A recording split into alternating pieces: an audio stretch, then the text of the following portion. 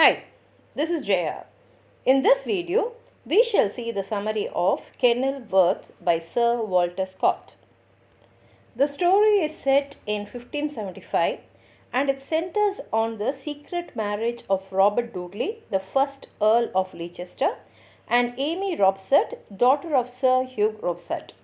The tragic series of events begins when Amy flees her father and her betrothed Tressilian to marry the Earl.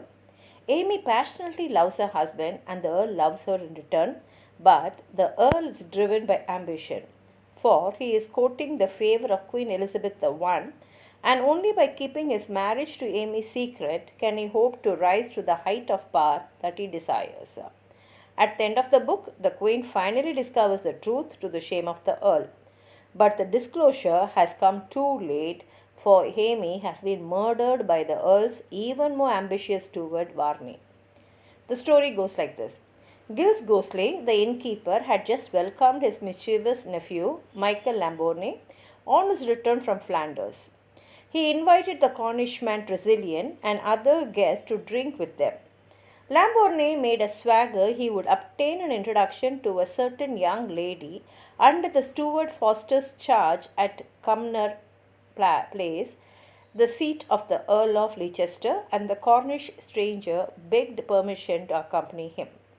On arriving there, Tressilian found that this was the lady who was his former lady love, Amy. He would have carried her back to her home, but she refused, and as he was leaving, he quarrelled with Richard Varney, the Earl's squire, and might have taken his life had not Lambourne intervened. Amy was soothed in her seclusion by costly presents from the Earl, and during his next visit she pleaded that she might inform her father of their marriage, but he was afraid of Elizabeth's resentment. Warned by his host against the squire and having confided to him how Amy had been entrapped, Tressilian left Cumnor by night and, after several adventures by the way, reached the residence of Sir Hugh Robsart, Amy's father, to assist him in laying his daughter's case before the Queen. Returning to London, Tressilian's servant Wayland Smith cursed the Earl of Sussex of a dangerous illness.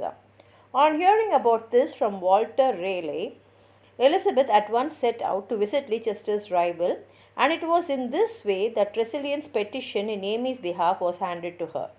The Queen was agitated to learn of this secret marriage. Varney was accordingly summoned to the royal presence, but he boldly declared that Amy was his wife and Leicester was restored to the Queen's favour.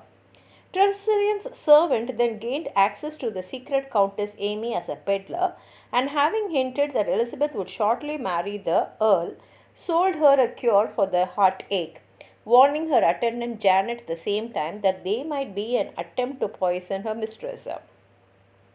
Meanwhile, Leicester was preparing to entertain the Queen at Kenilworth, where she had commanded that Amy should be introduced to her, and Varney was accordingly despatched with a letter begging the Countess to appear at the revels, pretending to be Varney's bride.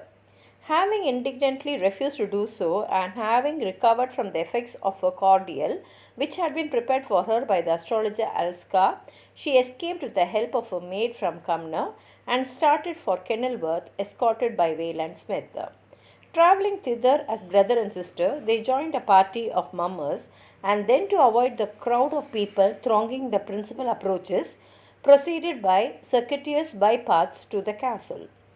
Having, with Dicky Sludge's help, passed into the courtyard, they were shown into a room where Amy was waiting while her attendant carried a note to the Earl, when she was startled by the entrance of Tressilian, whom she entreated not to interfere until after the expiration of 24 hours.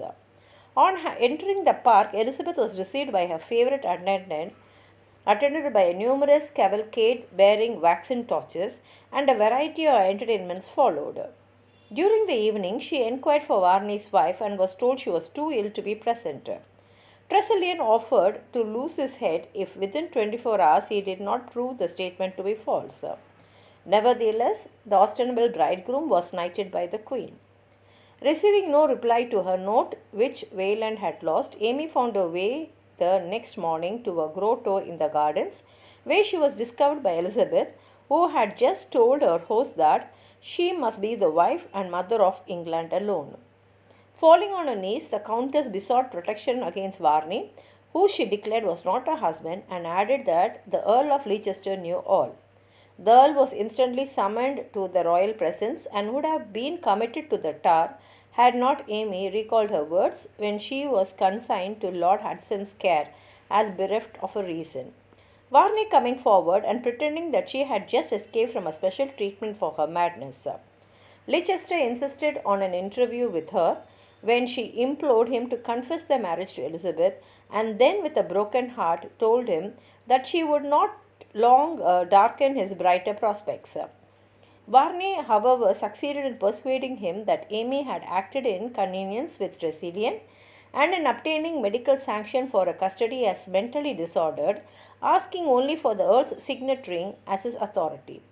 The next day, a duel between Tressilian and the Earl was interrupted by Dicky, who produced the Countess's note and convinced of her innocence.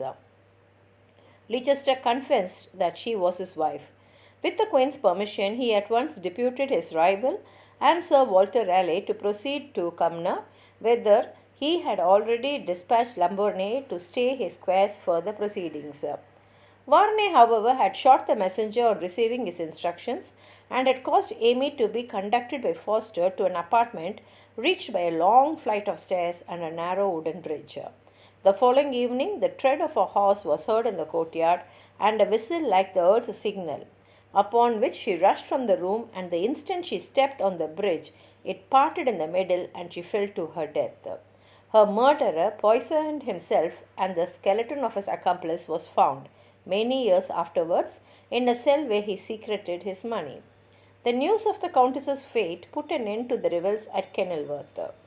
Leicester retired for a time from court, and Sir Hugh Grobsart, who died very soon after his daughter, settled his estate on Tressilian. Leicester pressed for an impartial inquiry. Though the jury found that Amy's death was an accident, concluding that Lady Dudley, staying alone in a certain chamber, had fallen down the adjoining stairs, sustaining 2 head injuries and breaking her neck, it was widely suspected that Leicester had arranged his wife's death to be able to marry the Queen, and here ends the story.